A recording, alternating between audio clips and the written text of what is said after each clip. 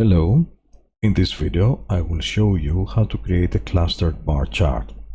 A clustered bar chart is a bar chart that contains values for more than one categorical variables in a clustered way. Let's see how we can do that.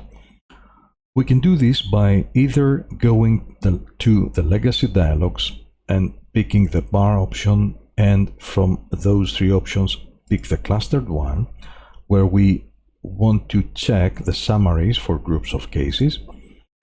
So let's suppose that we want to see smoking per gender.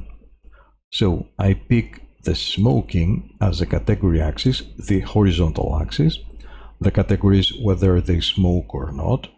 And we define the clusters by the gender, male or female.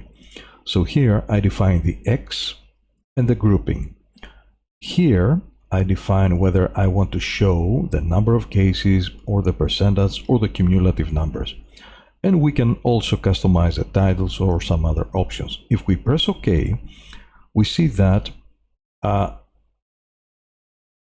bar chart is generated in a very nice way. So we have in the horizontal axis the categories for smoking, no, yes, and somebody who was a smoker in the past.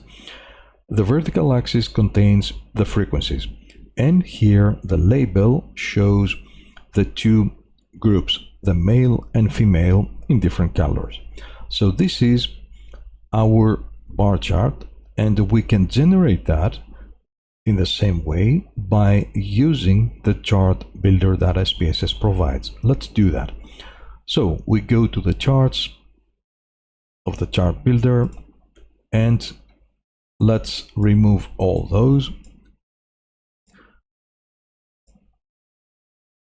We pick from the gallery the specific, not a simple, but a clustered bar chart. We drag it on the working area. Next step is to define our categories, what will display on the horizontal axis. And this is the smoking. Of course, we can change that, but for the time being, we select the smoking.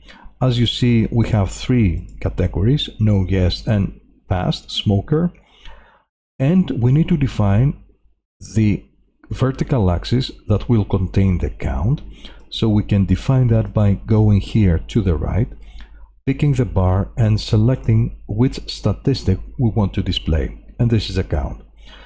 And the next thing that is very important to define is here in the small box, what is a clustering variable? What variable we will use in order to group our smokers, according to the smoking. And this will be the gender. So I drag this and let it fall in the box. So now I have defined all the properties of my graph, and of course we can check here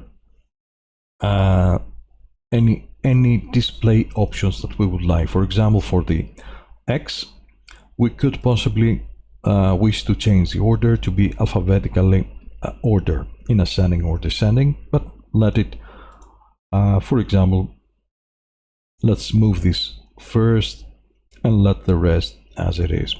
If we press OK, then the bar is generated. Again, we see that in the horizontal axis we have the categories of smoking. On the vertical axis we have the frequencies, and the label here indicates the grouping. So as you see, it's pretty easy. I repeat that we can generate a cluster bar chart either by using the legacy dialogs or the chart builder, which provides with more efficient way to proceed. Thank you very much.